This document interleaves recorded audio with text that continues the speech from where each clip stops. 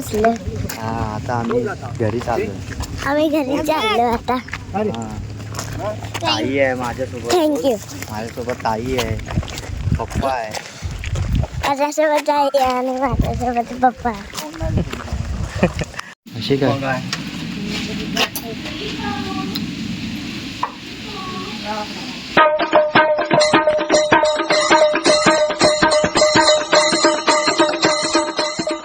Good morning guys.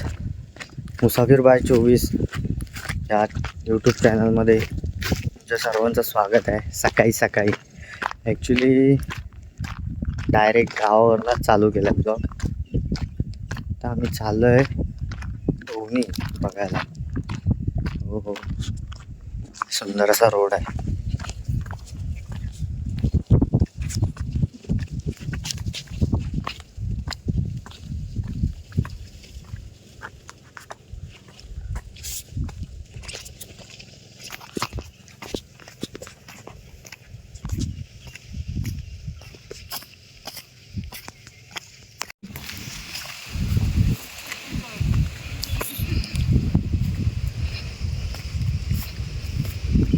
मुंबईची लोक आल्या डायरेक्ट इकडे बघू शकता तुम्ही.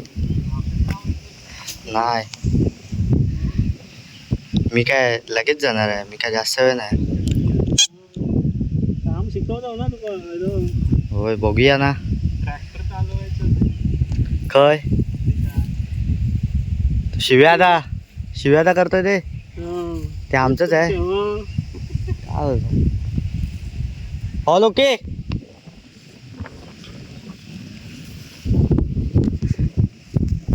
बिचारा आजच सकाळी मुंबईवरनं आलाय, कामाला लावलं त्याला. एक पाय वरती एक पाय खाली. गाईज इथे दाण्याची शेती चालू आहे, बघू शकता तुम्ही. दाणे म्हणजेच नाचणी.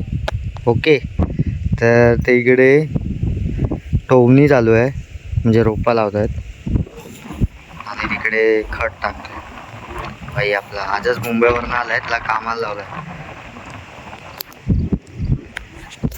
पुढे पण बघण्यासारखं भरपूर काय काय, पण आता मी तिकडे जातो, तिकडचं दाखवतो.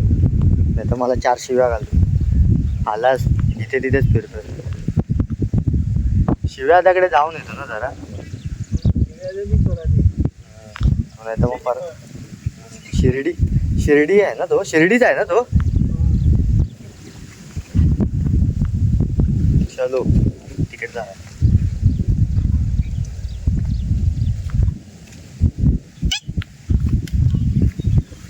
मी तर कधी उगा आयुष्यात शेती केली नाही.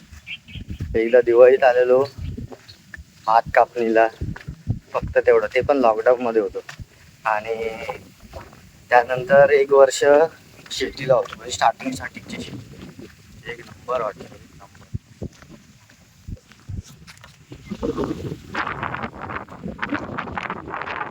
सगळे कसे कामं करतात. हे आमचंच आहे.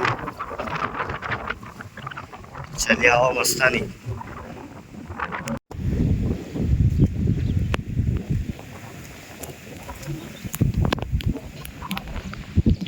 देखो मेरा भाई काम कर रहा है, मेहनत कर रहा है.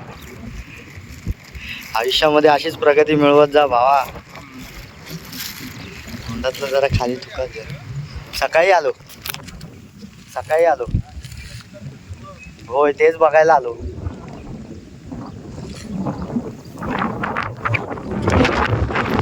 बनवायचं आणि टाकायचं. बघतील ते आपले, काय बघतील ते. ओके.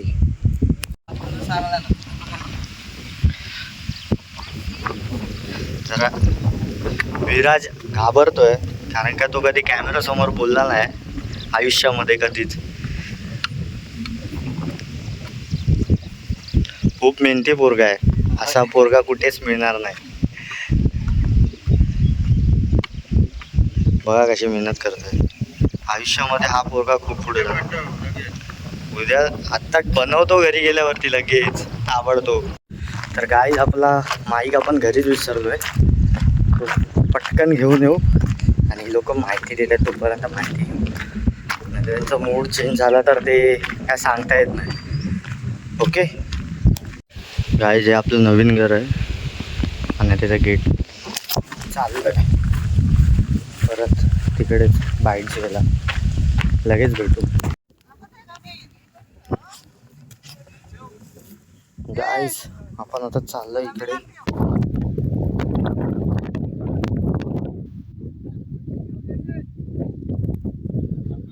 ही आपली काकू आहे. हाय कर, हाय कर. आपला भाव आहे, बघू शकता तुम्ही. हे मित्रा हाय कर. हा, एक नंबर. वहिनी हाय.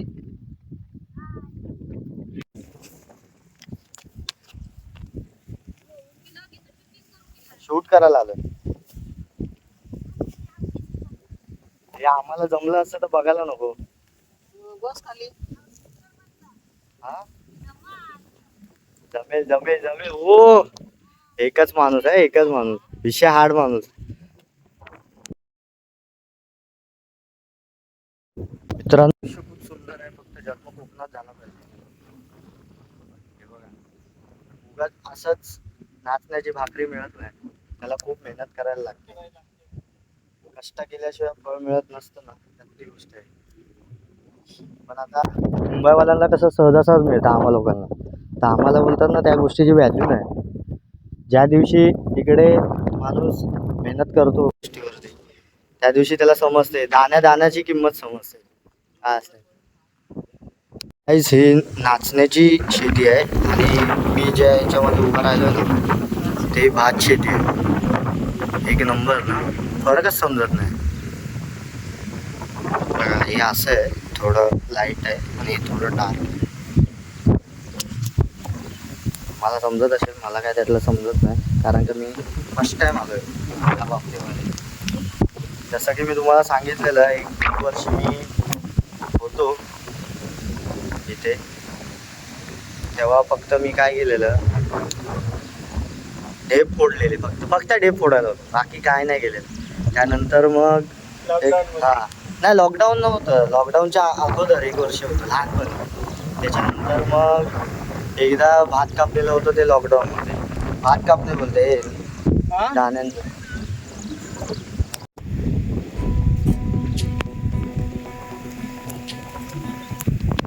नमस्कार.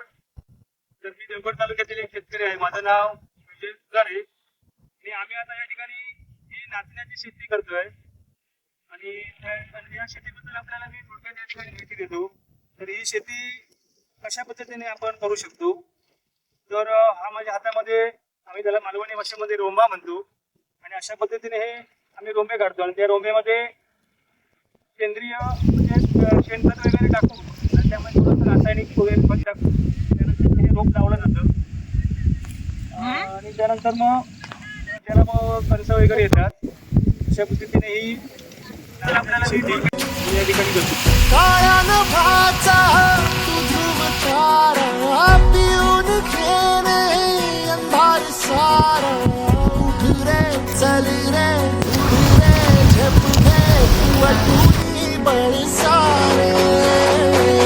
वाट पाहू दे काही दिशा तथा मार्च नाय. गाई जिथे दाण्याची त्यांचा होऊ दे तर गाईज असा होता आजचा प्रवास. आता मी चाललोय घरी जेवायला. जेवण पुढे काम भरपूर आहेत आपल्याला, त्यामुळे पुढचं दाखवता नाही येणार. ओके, सो भेटूया एका नवीन ब्लॉगमध्ये. तोपर्यंत जीवनाचा आनंद असाही घेत राहा.